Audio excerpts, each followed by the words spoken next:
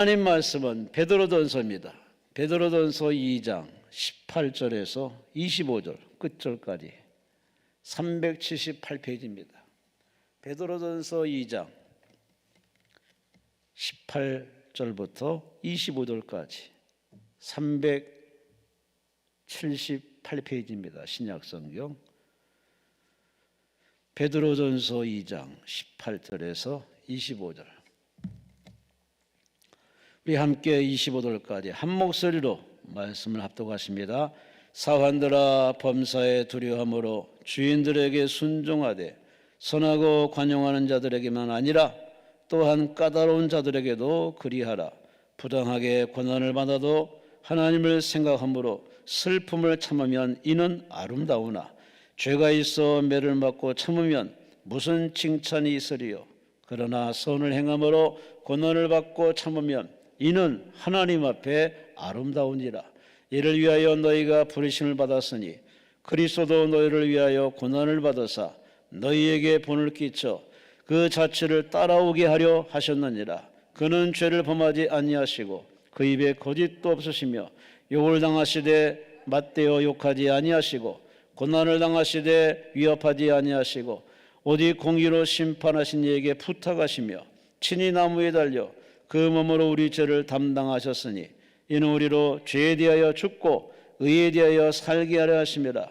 그가 채찍에 맞음으로 너희는 나음을 얻었나니 너희가 전에는 양과 같이 귀를 잃었더니 이제는 너희 영혼의 목자와 감독 되신 이에게 돌아왔느니라. 아멘. 정정부 장로님, 주 하나님이 나를 지켜주세요. 윤 대통령 건강과 보안 지켜주세요. 예물셨습니다. 이대환 수입사님, 김원길 권사님, 서울 드림교회, 대한민국 경제를 회복시켜 주옵소서. 하나님께 예물드렸습니다. 기도드리겠습니다. 하나님 고맙습니다. 감사합니다. 오늘 이 헌금 올린 이 제목처럼 이 나라 대한민국을 지켜주시고 대한민국이 튼튼하게 하시고 다시는 전쟁과 재난이 없게 하시고 IMF 없게 하시고 코로나 오미크론 전염병이 없게 하시고 분규가 없게 하시고 자살과 폭력과 범죄가 없게 하시고 우상과 미신 거짓이 떠나가게 하시고 이 땅에 하나님의 정의 공의가 나타남을 통하여 애국가 그대로 하나님 보호하사 대한민국 만세 만세되어 후손들에게 아름다운 나라 번영하는 나라 기독교를 물려줄 수 있도록 축복 허락하여 주시옵소서.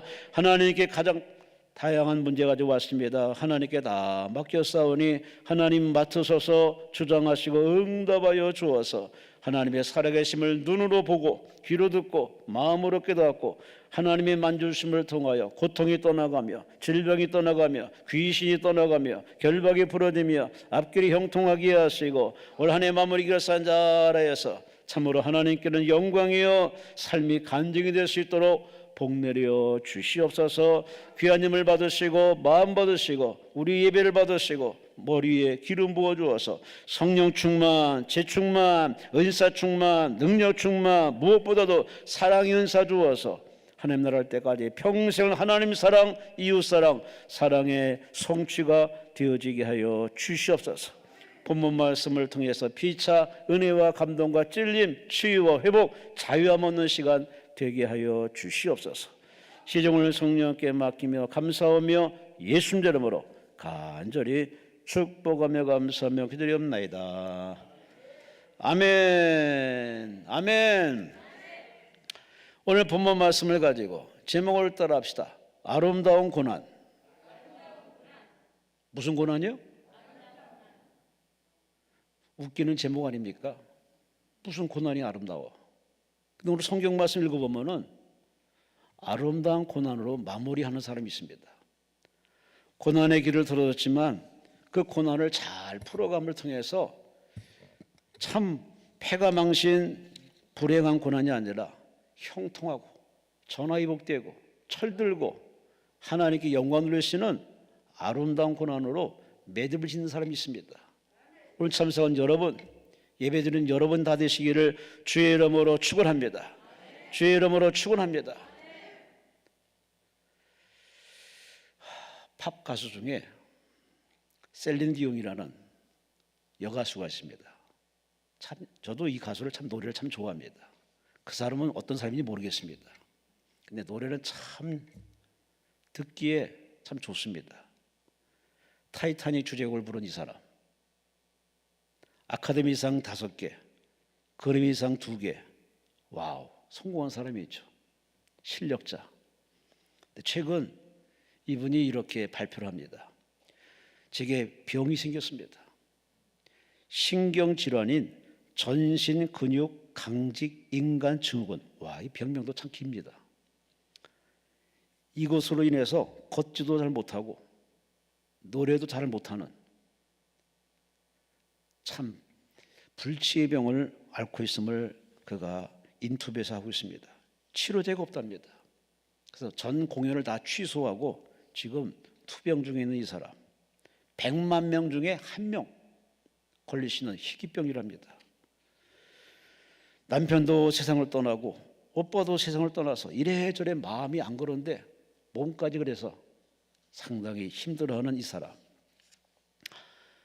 참 잘 나가다 이렇게 질병이라는 직격탄을 만나서 인생이 참 쓸쓸하고 힘들고 어려운 이 셀링 디옹의 이야기가 어디 뭐 강 건너 얘기겠습니까? 사람이 태어나서 살다 보면은 이렇게 원치 않는 고난의 길을 걷게 됩니다. 싫은데 원치 않는데 그 길을 가라고 그 길만 열려 있습니다. 이런 고난의 길을 들어선 여러분, 고난의 길을 걷고 있는 여러분, 혹시 이런 고난의 길을 건다면은 여러분 이 고난을 피해서 될 일은 아닙니다. 어차피 하나님이 열어주신 일이라면은 고난의 이 광야길을 걸으라고 하시면은 걸어야 되고 싸워야 되고 견뎌야 되고 이 고난을 아름다운 고난으로 만들 수 있는 여러분의 결단이 필요합니다. 여러분 스스로 안 되지만은 하나님의 손을 붙잡고 내가 묵묵히 순종하면 하나님이 결과를 선하게 아름답게 해 주시기도 남습니다. 믿습니까? 팀 켈러라는 사람은 이렇게 얘기합니다. 고난은 삶의 우선순위와 철학을 바꿔놓습니다. 이게 전부였는데 고난을 통해서 이게 우선이구나. 삶의 우선순위가 정리가 되는 그런 특효약이라고 얘기합니다. 김성일 씨는 땅끝에서 오다는 책에서 이렇게 얘기합니다. 고난이 없다면 인생이 얼마나 삭막하고 살벌한 사막이었을까. 고난의 길은 마치 운전하신 분들은 알 겁니다. 쭉 직진만 가면은 참 재미없습니다. 졸음이 와요. 근데 오르막길이 있고 내리막길이 있고 좌로 가고 우로 가고 돌아가고 뭐 이런 길을 가다 보면은 운전할 맛이 납니다. 인생도 직진만 하면은 이 속도감을 못 느낍니다. 그래서 대형 사고를 치를 수밖에 없죠. 그래서 이래저래 우리에게는 삶의 고난이 봄, 여름, 가을, 겨울 이렇게 4차례 온다면 너무 심하겠지만 가끔 우리의 찾아오는 이 고난은 우리로 하여금 삶을 풍요롭게 하고 아름답게 해줍니다. 데이비드 올리라는 사람은 이렇게 얘기했습니다. 고난은 우리가 우주의 중심이 아니라는 점을 상기시켜준다. 내가 주인공이 아니구나. 바로 창조주 하나님이 주인공이구나. 고통은 우리의 불충분성을 지적해주는 능력이다. 그래요. 배운다고 다 된 건 아닙니다. 나이 먹었다고 사람이 완벽한 사람 아닙니다. 나이 들수록 배울수록 참 부족함과 자기의 부적절한 모습이 드러나서 한없이 작아집니다. 이런 고난이 우리에게 때론 철들게 하고 정신 차리게 하는데 여러분은 고난을 어떻게 정의를 내리고 있습니까? 여기에 가장 멋지게 정의를 내린 사람이 있습니다. 이지선 양. 지선아 사랑의 책에서 자기 삶을 통해서 간증합니다. 고난은 축복입니다. 따라합시다. 고난은 축복입니다. 힘겹고 괴로운 시간을 보내고 이기고 나면 주어지는 보물이 있는데 고난을 통하지 않고서는 배울 수 없는 가질 수 없는 열매들이 얼마나 귀한 것인지 더는 이제야 알았습니다. 고난을 통과하고 보니 축복이라는 사실. 그리고 그는 지금도 그 고난을 통해서 아름다운 고난으로 만들어가서 세상 사람들, 힘든 사람들에게 희망을 주고 위로를 주고 사람을 자극시켜주고 있습니다. 여러분은 지금 어떤 상태십니까? 고난이, 고통이 문제가 아닙니다. 어차피 걷는 그 길이라면 어떻게 내가 반응 보이느냐, 어떻게 해야 되는 나의 삶의 태도와 자세의 문제점이 있습니다. 오늘 본문은 베드로가 쓴 바로 편지입니다.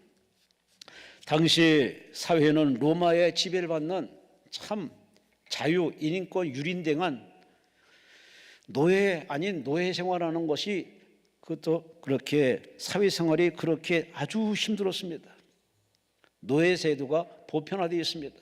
태어나 보니 노예고 살다 보니 노예의 길을 걷게 되는 이래저래 참으로 사람으로 들어서 누군 저렇게 자유로운데 누군 이렇게 인생이 늘 갑질을 당하고 을지를 당하고 이래래 힘든 인생을 살아가는 고난의 한복판에 서 있는 사람들이 참 많았습니다.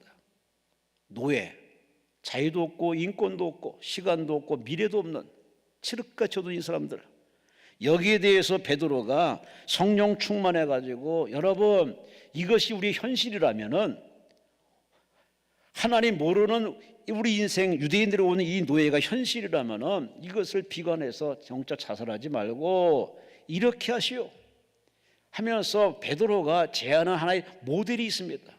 사람이 아닙니다. 유대인이 아닙니다. 더군다나 로마인도 아닙니다. 바로 베드로가 제안하는 바로 모델은 누구냐? 예수 그리스도, 만왕의 왕, 하늘 영광 버리시고 낮고 천한 이 땅에 오셔서 죄인들과 친구와 이웃이 되주시고 죄아들을 끌어모아서 그들을 이끌어 가시면서 하나님 나라 건설하시고 마지막 저 십자가 위에서 여러분과 저의 온 인류의 죄를 다 청산하셔서 누구든지 예수 믿으면 구원받고 노예가 아니라 진정한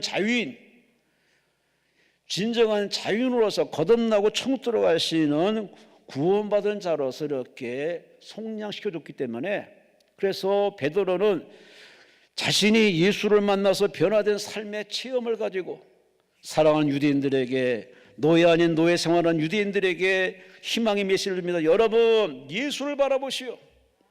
예수님과 소통하시오. 예수님을 닮아내시오. 특히 오늘 본문에 베드로가 지적하기를 사환들아, 여기 사환들은 바로 종 노예를 얘기합니다. 사환들아 범사에 두려움으로 주인들에게 순종하되 특히 까다로운 자들에게도 그렇게 순종하라. 무조건 피하고 도망치고 그렇게 하늘의 신비로운 것만 추구하지 말고 하나님이 허락한 환경이라면은 견뎌라, 참아라. 무엇보다도 하나님 바라보고 참아라. 바로 예수님은 이 땅에 오실 때 자유인 오신 게 아닙니다. 스스로 자유를 버리고 저와 여러분을 구원하기 위해서 죄인된 몸으로 바로 우리들을 구원하기 위해서 죄인들과 이웃이 되어서 죄인들을 끌어내기 위해서 그는 스스로 노예 같은 생활을 통해서 인생들에게 친구가 되어주고 그들을 끌어내기 위해서 예수님은 하늘 영광 버리시고 낮고 천한 이 땅에 오셨습니다. 그러므로 예수님을 우리 행적을 뒤쫓아가 보면은 그렇구나. 부부생활, 고부간의 갈등, 대인 간의 문제, 물질 문제, 생로, 병사 모든 문제들의 모든 해답을 예수님이 다 제공해 주고 있습니다. 고민할 필요가 없고 염려할 필요가 없고 영적 자살을 이유는 더더욱 없습니다. 왜? 예수님이 우리에게 보여줬기 때문에. 그러므로 스스로 고민을 하는 사람은 성경을 읽으세요. 그리고 예수님의 세계로 들어가 보세요. 예수님이 성경 마태복음, 마가복음, 누가복음, 요한복음, 사복음에서 예수님의 그 행적을 따라가 보면 그렇구나. 이제는 예수님의 시각으로 예수님처럼 내가 인내되겠구나, 견디겠구나, 순종해야겠구나, 하나님 영혼에서 참아야겠구나. 스스로 자기의 부족분을 깨닫기 때문에 오히려 경거망동을 회개하고 무식함을 회개하고 하나님 앞에 도움을 청하죠. 성령이여 도와주옵소서. 잘 참아내기 없어서, 견디기 없어서, 이기기 없어서, 예수님을 닮아가기 없어서. 다시 처음으로 돌아갑니다. 여러분 지금 어느 고난의 길을 걷고 있습니까? 그 고난이 오늘 본문에 이런 표현을 쓰고 있습니다. 19절 말씀에 부당하게 고난을 받아도 억울하게 애매히 이렇게 살다 보면 고난 아닌 고난에 멍에를 뒤집었을 때가 있습니다. 너를 만나서 너와 너 엮이다 보니 그 조직에 들어가다 보니, 대한민국에 살다 보니 우리는 이래저래 우리는 원치 않는 고난의 멍에를 칠 수밖에 없습니다. 이걸 싫다고 이민 떠나가면은 그 나라 가서는 멍에가 없을까? 이 조직을 떠나서 다른 조직으로 넘어가면은 잠깐은 편하겠지. 그러나 하나의 매듭을 풀지 않고 다른 곳으로 가면은 우리에겐 더 중차대한 문제가 생길 수밖에 없습니다. 하나님 우리들에게 이 고난을 통해서 깨닫고 철들고 배워서 잘 견뎌내되 내 이름으로 이기라고 하나님이 우리에게 기회를 줬는데, 우리가 그 기회를 저버리고 꽃길만을 추구하니, 편한 길만을 추구하니 하나님이 우리를 보고 어떻게 생각하시겠습니까? 광야길을 하나님이 걷게 하시면 걸어가야지. 하늘에 구름기둥 불기둥을 줘서 그들을 이끌어 가시는 그 하나님의 섭리를 보면서도 자꾸 애굽으로 가는 그 본능 속성이 우리 안에도 얼마든지 있습니다. 쉬운 것, 편한 것, 좋은 것, 그것만을 추구하면 성경과는 멀어진 인생입니다. 우리는 도망치는 것만이 능사가 아니라 주께서 원하시면 고난의 떡도 먹어야 되고, 고난의 길도 걸어가야 되고, 고난의 학교에 들어가서 배워야 되고, 이래저래 우리는 하나님이 허락한 것을 견뎌야 되고 받아내야 되고 이겨야 하는 바로 숙제인 줄로 믿습니다. 오늘 본문의 베드로는 결론적으로 말하기를, 잘 참아내면은, 고난을 잘 이겨내면은 이 고난이 너에게 불행이 아니라 아름다운 고난일 것이다. 하나님 보시기에 아름다울 것이다. 이런 베드로의 선언이 여러분의 간증되시기를 주의 이름으로 축원합니다. 주의 이름으로 축원합니다. 어차피 나이는 먹어요. 어차피 시력과 청력과 기력은 떨어져요. 어차피 외모는 평준화가 돼요. 이게 어쩔 수 없는 인생길이에요. 그것 싫다고 우리는 자꾸 뭘 맞고 뭘 뜯어고치고 하는 몸부림, 그 얼마나 가능하겠습니까? 그런 몸부림이 우리 신앙에도 자꾸 침투해가지고 하나님 앞에 맡기면 되는데, 하나님의 음성을 들으면 되는데, 하나님 뜻대로 살면 되는데 자꾸 하나님의 뜻보다는 자기 열정 가려고 뭔가 해보려고 시도합니다. 이래서 점점 축복과 멀어지는 거 아니겠습니까? 오늘 성령 충만한 베드로가 편지를 써서 한 이 말씀을 통해서 과연 우리가 아름다운 고난을 만들어 가려면 하나님의 파트너가 되어서 내 인생이라는 이 채널을 통해서 하나님의 앞에 아름다운 고난이라고 평가, 그렇게 인정받으시는 멋진 인생 되려면 어떻게 할 것인가?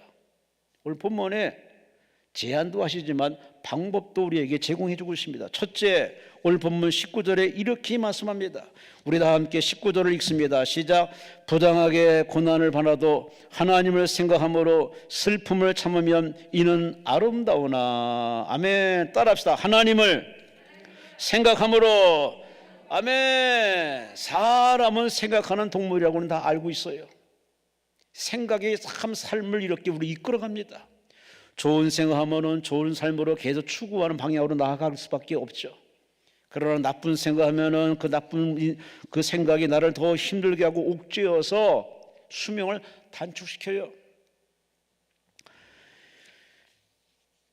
베드로는 오늘 사랑하는 유대인들에게, 우리를 향해서 이렇게 말합니다. 당신들이 혹시 애매히 고난을 받아도, 억울하게 고난을 받아도, 부당하게 고난을 받아도 하나님을 생각함으로, 그 하나님을 생각하면은 그 고난이 불행이다, 슬픔이다, 그것이 그렇게 원망할 일은 아니라는 겁니다. 왜?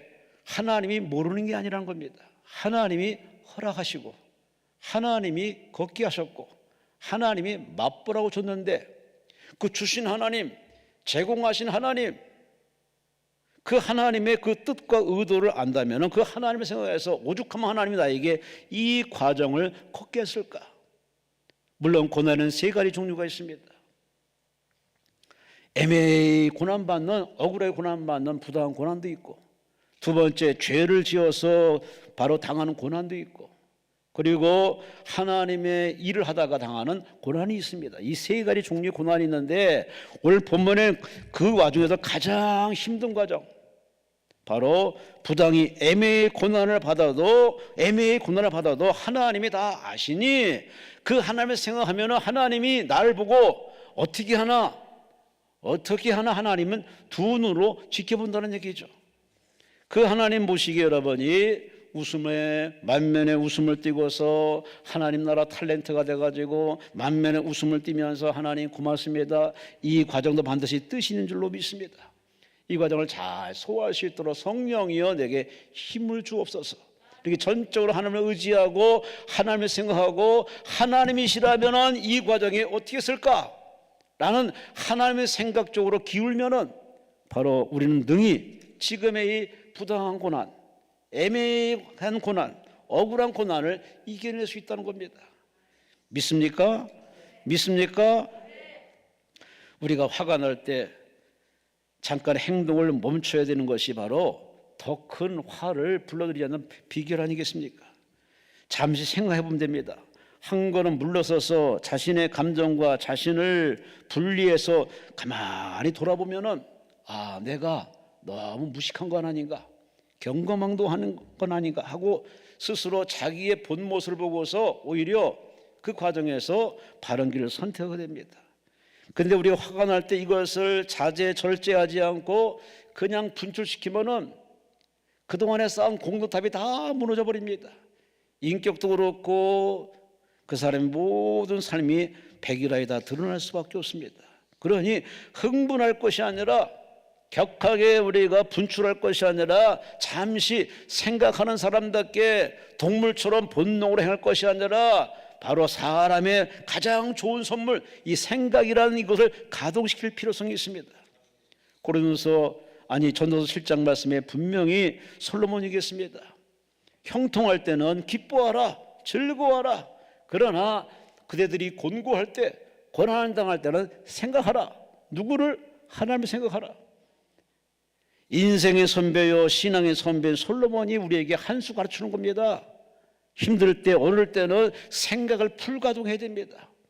무슨 생각? 내 생각이 아니라 나를 이 땅에 파송하신 하나님, 나를 살아가게 하신 하나님, 다른 사람 다 제쳐두고 나에게 이 고난의 십자가를 주어서, 기도의 십자가를 주어서, 부당한 십자가의 고난을 주어서 걷게 하신 그 하나님의 의도를 좀 생각할 필요성이 있어요. 왜 줬을까? 왜 나에게 이런 고난의 길을 걷게 했을까? 잠잠히 골방에 들어가서 기도하면서 그분을 생각하고 말씀을 읽으면서 말씀을 또 그분과 두런두런 얘기 나누면 그분이 내 마음을 정리시켜 줍니다. 내 오해를 풀어주십니다. 아니, 하나님의 번뜩이는 생각을 우리에게 주셔서 우리를 하여금 비상구, 탈출구, 직진할 수 있는 우리 인생의 불타는 사명을 허락할 줄로 믿습니다. 하늘의 시인이라고 불리는 송명희 여인, 그는 뇌성마비 장애자입니다. 예수님을 영접한 후 그는 예수님께 편지를 썼습니다. 편지 제목이 참 멋있습니다. 고난의 선생님께 드리는 편지. 그냥 선생님이 아니라 고난의 선생님께 드리는 편지. 한번 들어보세요. 선생님을 쫓은 후에 고난은 떠나지 않습니다. 오히려 고난이 많아져 고통스러움이 더해만 갑니다. 그런데 선생님이 제 곁에 계셨기에 육신은 고달팠지만 마음은 편해요. 감사함으로 고난의 길을 밟을 수 있습니다. 의심과 두려움이 있을 때 두려워 말고 믿기만 하라 하고, 슬프고 괴로울 때는 나는 너를 사랑한다고 말씀하신 선생님, 도저히 용서받지 못할 잘못을 했을 때 나는 너를 사랑한다 하시면서 수없이 부드러운 손으로 저를 안아주신 선생님, 선생님을 만난 후 건강이 없어도, 지식이 없어도, 많은 재물이 없어도 선생님이 계시기에 감사할 수 있어요. 감사의 성숙과 이해의 성숙은 고난이 아니면 얻어지지 않는가 보네요. 여러분은 예수님께 무슨 고백합니까? 점잖은 고백, 나름대로 체면을 따져서 이렇게 미사역을 써가면서 하나님 기도하십니까? 오늘 이 송명의 시인처럼 솔직하게 기도할 필요성이 있습니다. 나의 마음을 쏟아내야 됩니다. 있는 것을 쏟아내야 됩니다. 그는 주님을 선생님으로 표현합니다. 사실 맞지. 인생의 선생님이죠. 근데 그냥 선생님이 아니라 고난의 선생님. 고난의 문제를 해결하지 않고 고난의 선생으로서 다루시는 그 고난의 선생을 만나고 부딪히면서 깨달아가는 그의 아름다운 이야기를 시적으로 표현하고 있습니다. 그가 많은 찬송의 작사를 통해서 수많은 사람의 감동과 울림을 주고 있습니다. 그분이 바로 우리가 믿는 하나님이에요. 그 하나님이 여러분에게 똑같은 고난의 길을 걷게 할 적에 여러분은 송명의 시인처럼 고난의 선생님께 물어보고 여쭤보고 도움받으면서 견디고 있습니까? 아니면은 싫다고 원망 불평하고 있습니까? 우리는 이러한 사람들을 통해서 한 수 배워야 됩니다. 아, 그렇구나. 힘들수록 어려울수록 오해가 깊을수록 더 선생님 앞에 엎드려서 깨닫게 없어서 가르쳐 주옵소서.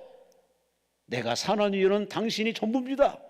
나는 하나님밖에 없습니다 하는 전폭적으로 하나님을 붙드는 송명의 시인의 모습, 여러분도 그렇게 되시기를 주의 이름으로 축원합니다. 그래야 해결돼요. 그래야 이길 수 있어요. 그래야 살 수 있다니까요. 아니, 그래야만 인생의 마라톤을 잘 끝내고 하나님 나라에 들어갈 수 있어요. 왜요? 앞으로 더 엄청난 문제와 더 엄청난 사건들이 우리 앞에 바로 기다리고 있습니다. 왜? 말세이기 때문에. 그러므로 이 말세를 살아 우리로서는 앞으로 애매한 고난이든 부당한 고난이든 어떤 고난이든 무조건 눈에는 눈으로, 이에는 이로 율법적으로 우리가 풀어 해석해서 쌈박질하지 마시고 오늘의 베드로의 제안처럼 바로 하나님을 생각하세요. 허락하신 하나님, 걷게 하신 하나님, 맛보게 하신 하나님, 깨닫게 하신 하나님, 축복주시는 그 하나님을 생각하여서 그 하나님 믿고 그 하나님 앞에 호소하면서 하나님 도움받아서 지금의 과정을 잘 견뎌내어서 이제 올해도 며칠 안 남았습니다.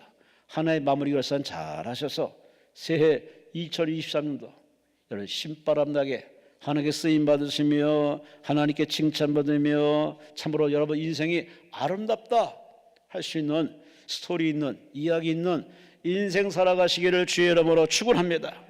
아름다운 고난을 만들려면은 생각하라. 두 번째, 오늘 20절에 말씀합니다.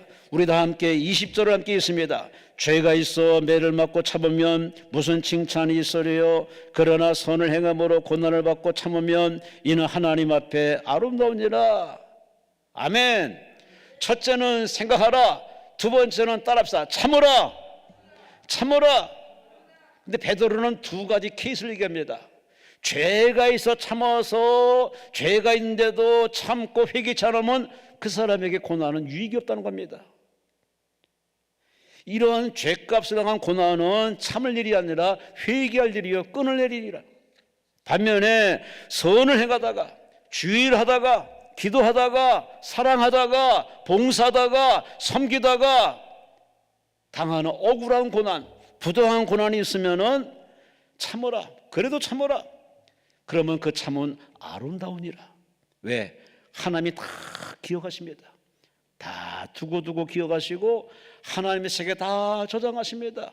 흘린 눈물을 눈물병에 담아놓으십니다. 여러분의 아픔을 다 책에 기록하십니다.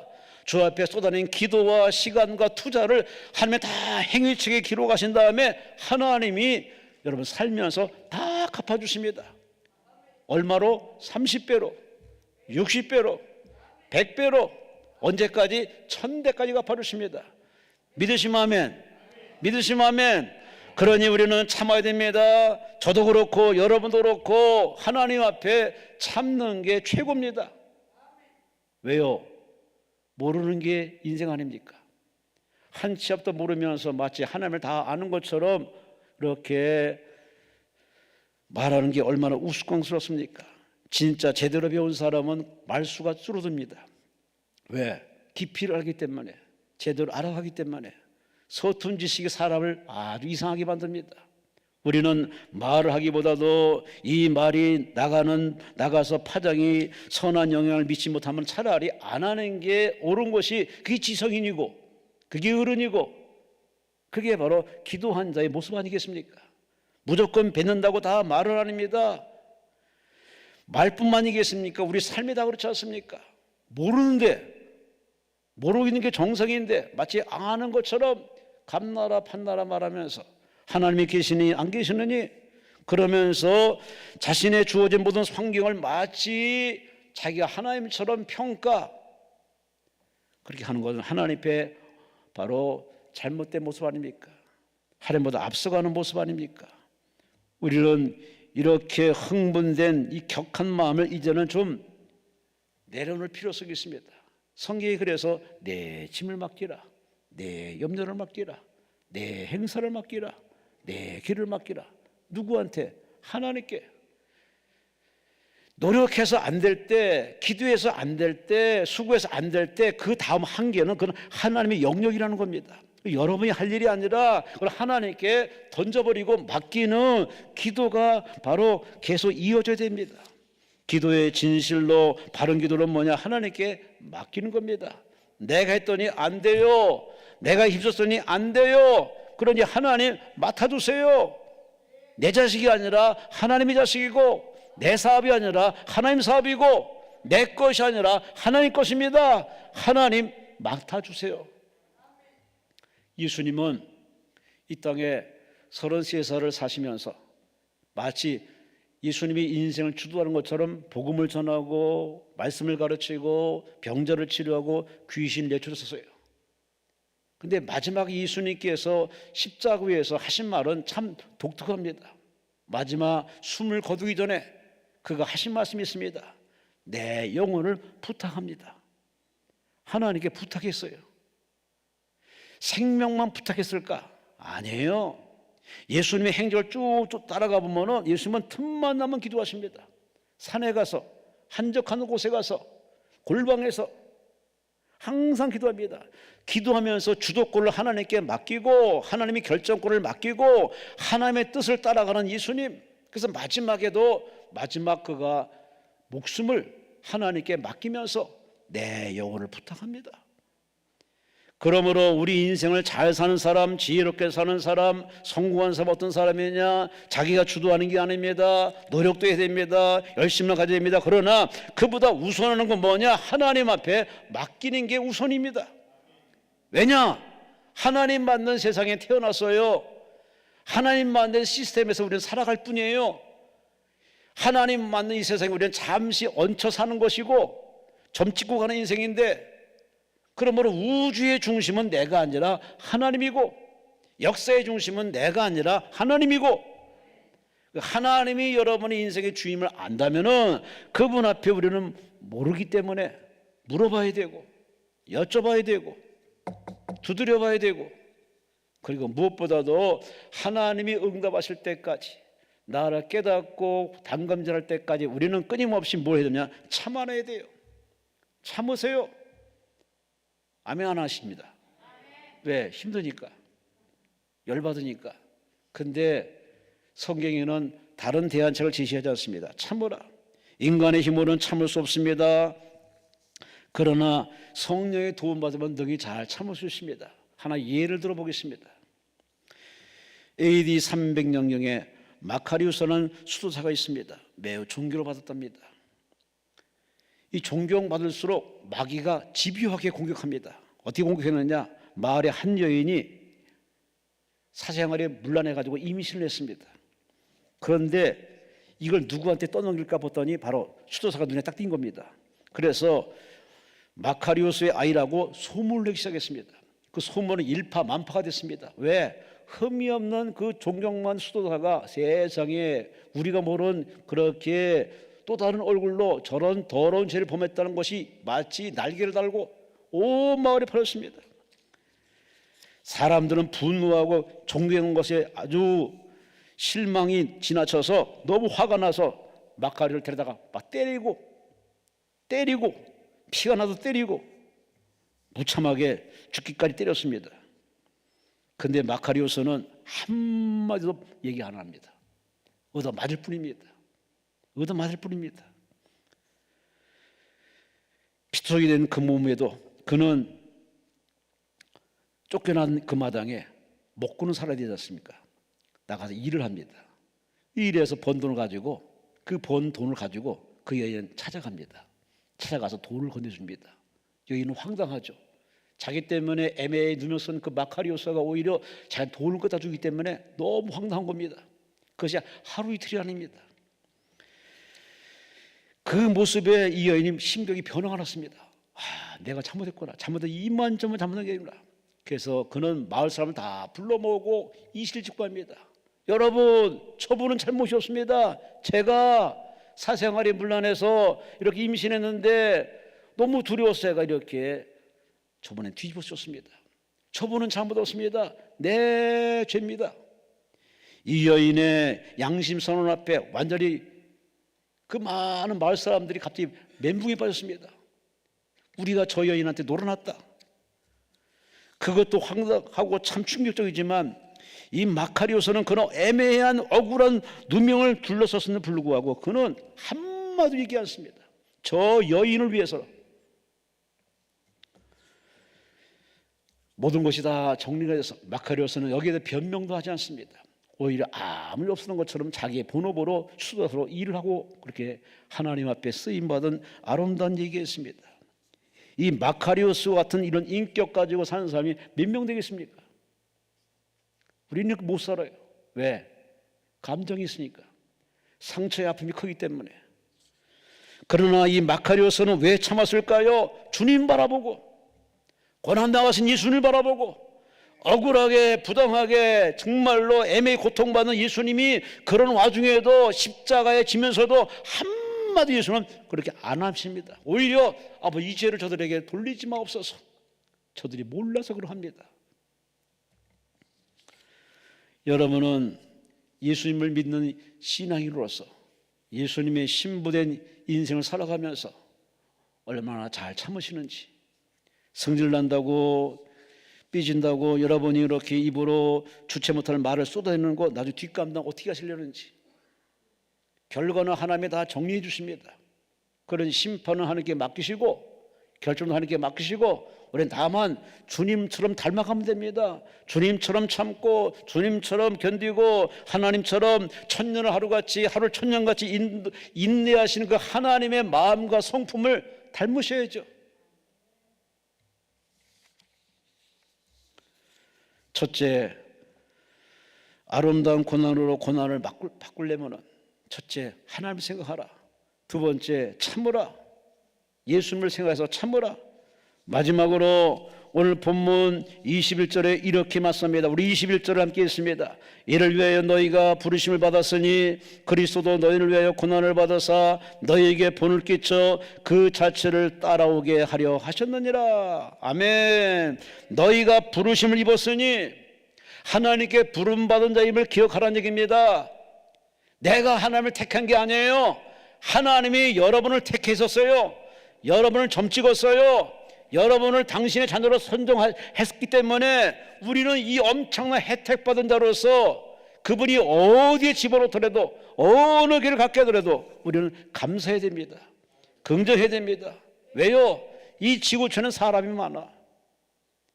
한 나라의 관료가 등령하려면 청문회를 거칩니다. 청문회 거쳐서 박수 받은 사람 없어요. 한 명도 없어요. 털면 털수록 먼지가 나. 그래도 대통령이 점 찍어서 그를 광료로 등용할 때 이런 청문회에서 많이 탈락합니다. 이것이 현실이에요. 사람들의 청문회도 결격사유 많은데 하물며 하나님의 저울에 올라가서 합격할 사람이 몇 명 되겠습니까? 금식을 20일 40일 하더라도 수양을 쌓고 선행하더라도 그 사람이 깨끗하지는 않아요. 왜? 아담과 하와의 피를 흘려봤기 때문에. 어차피 죄인이에요. 이래 죄인 저래 죄인, 큰 죄 작은 죄, 우리는 죄를 벗어날 수 없는 죄의 멍에에 쌓인 죄인에 불과합니다. 완벽하지 못해요. 그러므로 우리 인생들이 이렇게 죄인데 불구하고 하나님이 어느 날 나를 택하셔서 너는 내 것이다. 아멘. 아멘. 그 많은 사람 가운데 외모를 보지 않고 신장 보지 않고 가방끈을 보지 않고 하려는 걸 다 제쳐놓으시고 오로지 우리를 사랑하시는 눈으로 우리를 바라보시고 너는 내 것이라 우리를 콜링, 부름받아서 이렇게 하나님의 자녀가 되었으니 이 자체만으로도 우리는 하나님 앞에 자나깨나 안 일어서나 감사해야 되고 그럼에도 감사해야 되고, 그리 아니하실지라도 여러분은 감사를 해야 될 줄 믿습니다.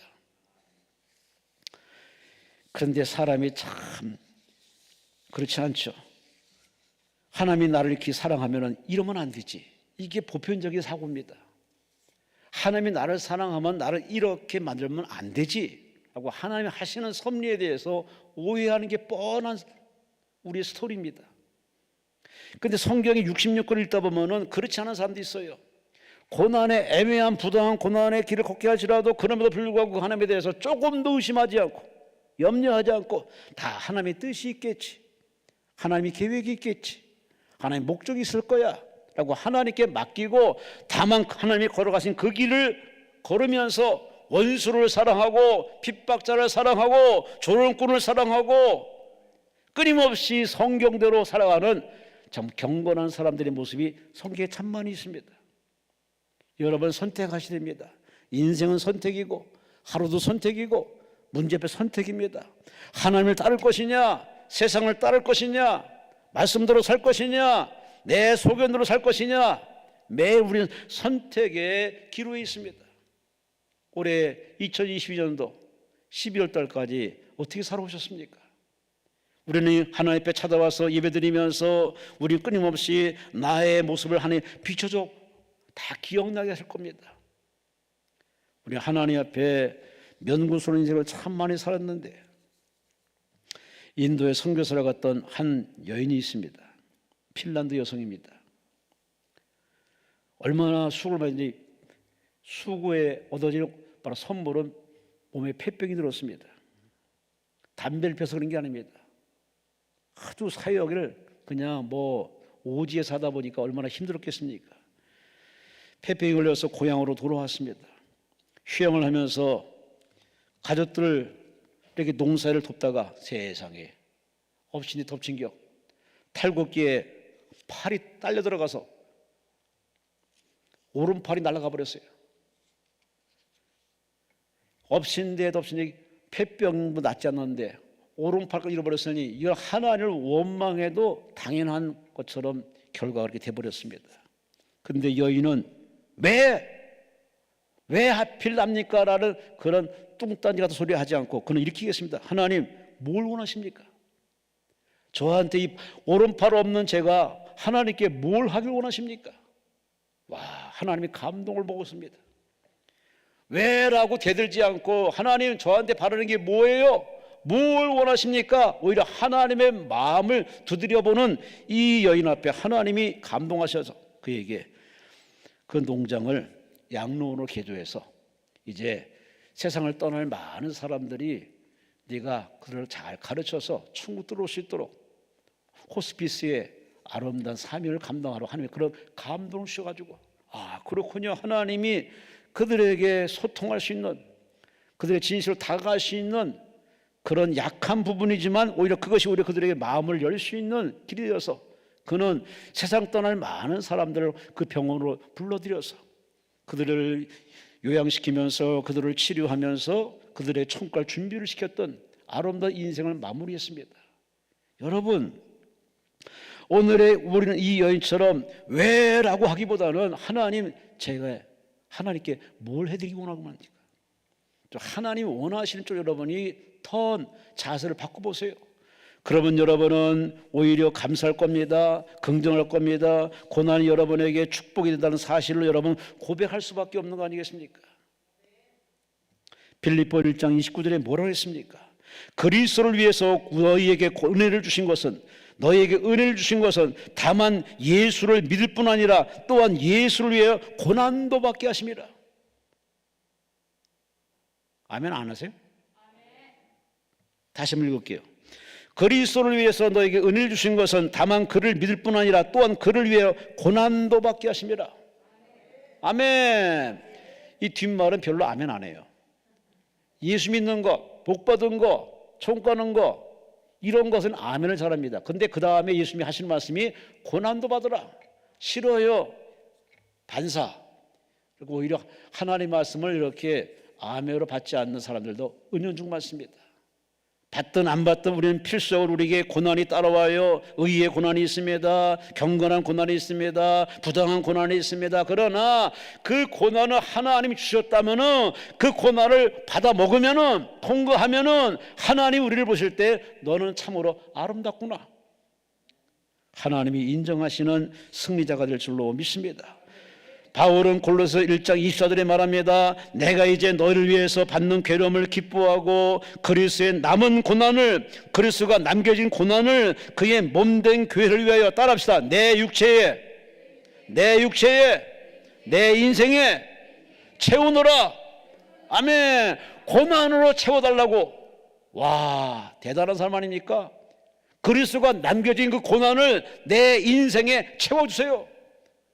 십자가를 거부하지 않고, 순교를 거부하지 않고, 고난을 거부하지 않고 내 육체에 채워달라는 대단한 믿음의 사람 바울. 이 정도 레벨까지 올라갈 사람이 몇 명 되겠습니까?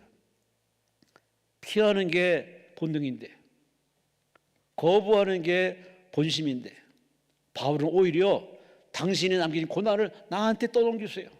내가 감당하겠습니다. 이런 사람을 지금 하나님이 찾고 계십니다. 여러분 기도하면서 이 정도 레벨까지 믿음이 쑥 올라가시기를 주의 이름으로 축원합니다. 초막이나 궁궐이나 내 주에 숨으신 천국이라고 우리는 노래는 잘해요. 초막 살기는 싫어해. 고난을 싫어해. 얼마나 무순환입니까? 찬송은 바로 찬송 부른 자가 그렇게 살겠다고 다짐하면서 그렇게 우리가 살아가는 게 찬송에 참 의의가 있는데, 우리는 아멘만 하지 아멘 안 들어 살지 못하는 어정쩡한 태도가 대부분입니다. 마르틴 루터 목사가 감옥에 갈 때 간수가 이렇게 얘기합니다. 밉죠? 우리가 밉죠? 약 올리듯이 밉습니다. 내가 당신한테 고통 주는데 얼마나 믿겠습니까? 하면서 마치 동정하듯 그렇게 아주 염장들이듯 말을 합니다. 그랬더니 마르틴 루터 킹 목사를 이렇게 대꾸했답니다. 무슨 말은요, 당신이 아무리 나를 투옥해도 나는 당신을 사랑할 겁니다. 그럼에도 당신을 사랑할 겁니다. 나를 위협해도 나는 당신을 사랑할 겁니다. 아무리 가족을 협박해도 나는 당신들을 사랑할 겁니다. 왜냐?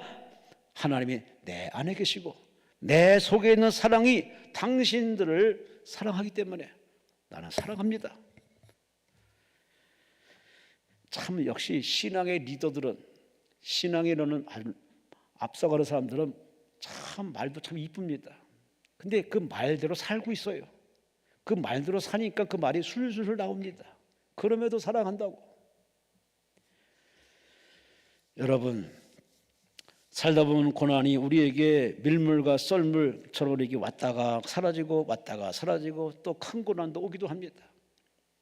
그 고난이 사람을 통해 오든 물질을 통해 오든 질병이든 아니면 영적이든 여러분이 여러분 차원에서 뭐 어떻게 바라보든 간에, 그러나 그걸 하나님이 모르는 바가 아닙니다. 다 아세요. 아시는데도 자식 키워보면 부모 마음을 알 수 있을 겁니다. 부모는 자식이 온실에서 꽃길만 걷는 자식은 이 무한경제 대한민국 살기가 힘들어요. 못 살아요. 직장생활 안 해요. 대인기피증 걸립니다. 참 사회 부적응 적응자로 낙오돼서 많은 사람들이 헤맨 경우 참 많습니다. 그래서 진실로 철든 부모들은 자식을 여행을 보냅니다. 자꾸 사람을 만나게 합니다. 그래서 부딪히고 깨지면서 배우면서, 그러면서 이 마음의 폭이 넓어져서 사회 적응자로 만들어갑니다. 하나님은 더 하십니다.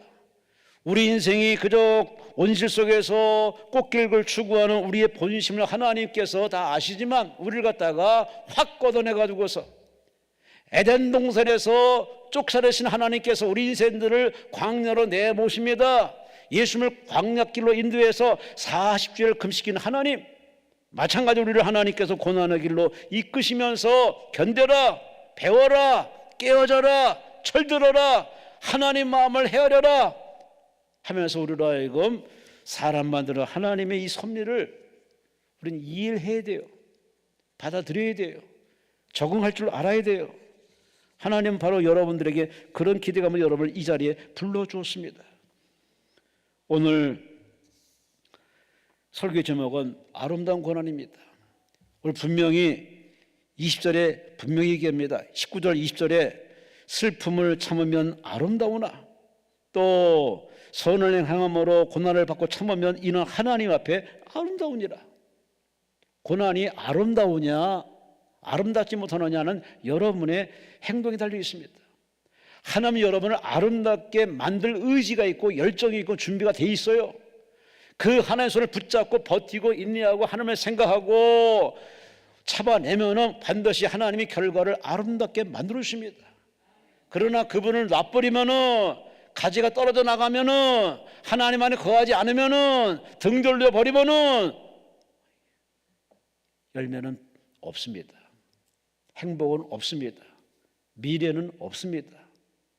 그러니 오늘 베드로가 성령 충만해 주신 이 말씀을 여러분 가슴속에 담아서 앞으로 남은 인생이 아름답다, 신앙생활이 아름답다, 가정생활이 아름답다, 만남이 아름다워지고 여러분의 하는 일이 모두 아름다운 열매를 맺기 위해서는 오늘 첫째 말씀합니다. 생각하라. 하나님을 생각하라.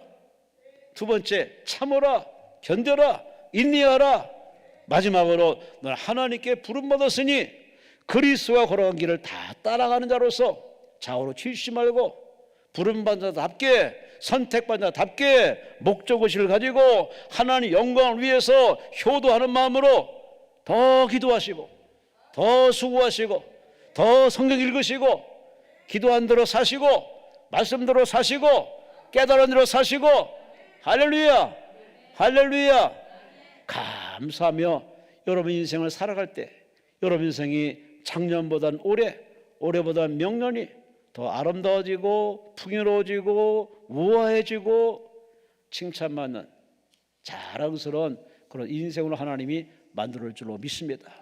그런 해피한 열매가 여러분 삶 가운데 충만하시기를 주의 이름으로 축원합니다. 주여 삼창하며 통솔하기도 기도합니다. 주여 주여 주여 고맙습니다. 감사합니다. 무지몽매한 인생들 그저 보는 게 전부고 보여주는 게 전부라고 생각해서 생각할 줄도 모르고 하나님을 생각할 줄도 모르고 그저 땅만 바라보고 사람만 바라보고 문제만 바라보다 보니 참